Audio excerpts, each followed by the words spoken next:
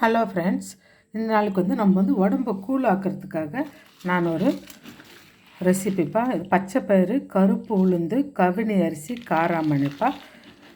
இது நல்லா நைட்டை நான் என்ன பண்ணிட்டேன், ஊற வச்சுட்டேன். நம்ம உடம்பை ரொம்ப குழுக்குள்ளாக்கும்ப்பா, கூலாக்கிடும். ரொம்ப ஹீட்டாக இருக்கிற பாடி நல்லா குளுமையாக்கிடும்.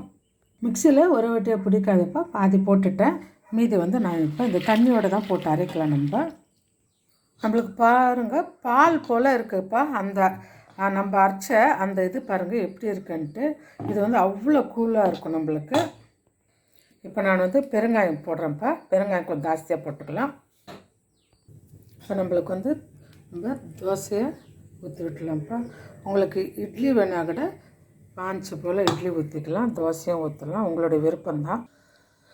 இடுப்பு வலிக்கு அருமையான வைத்தியம்ப்பா இந்த ரெசிபி. நம்மளுக்கு நீங்களும் செய்யுங்க. தேங்க்யூ.